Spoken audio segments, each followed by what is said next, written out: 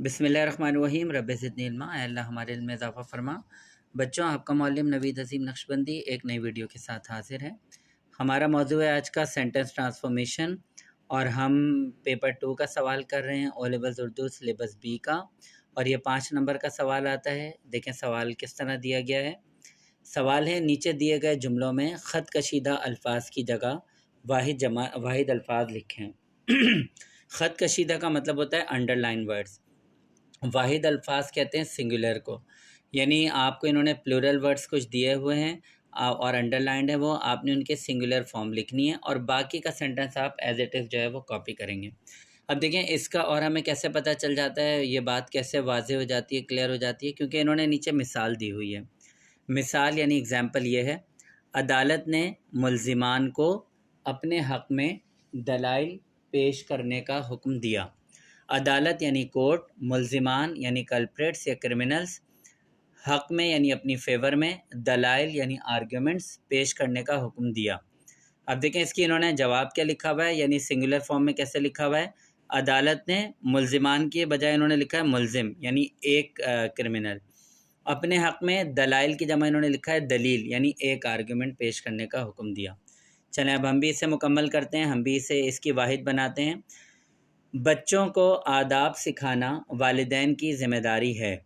اب بچوں کے بدلے آ جائے گا بچے کو، آداب کے بدلے آ جائے ادب۔ بچے کو ادب سکھانا والدین کی ذمہ داری ہے۔ نمبر 7 ہے، طالبات نے یعنی فیمیل اسٹوڈنٹس نے بہت محنت سے مشکل مضامین کی تیاری کی۔ مضامین یعنی سبجیکٹس کی تیاری کی۔ طالبات کی جمع طالبات پلورل فارم ہے، اس کی سنگولر فارم ہے طالبہ، یعنی ایک فیمیل اسٹوڈنٹ ہوگی تو اسے کہیں گے طالبہ۔ طالبہ نے بہت محنت سے مشکل مضامین کے بدلے آ جائے گا مضمون، میم زواد میم واو اور نون، مضمون کی تیاری کی۔ طالبات نے بہت محنت سے مشکل مضامین کی تیاری کی، طالبہ نے بہت محنت سے مشکل مضمون کی تیاری کی۔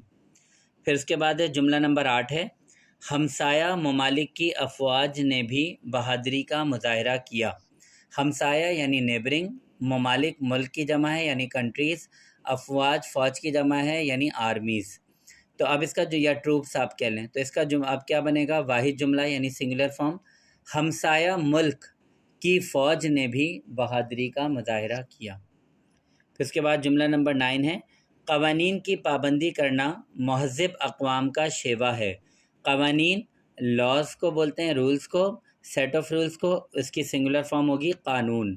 اسی طرح اقوام نیشنز کو بولتے ہیں، اس کی سنگولر فارم ہوگی قوم۔ تو یوں جملہ ہو جائے گا کہ قانون کی پابندی کرنا مہذب قوم کا شیوا ہے۔ اچھا، مہذب سویلائزڈ، شیوا مطلب ہیبٹ ہے، تو قانون کی پابندی کرنا مہذب قوم کا شیوا ہے۔ پھر اس کے بعد ہے جملہ نمبر 10، امراض بڑھنے کی بڑی وجہ ادویات کا مہنگا ہونا ہے۔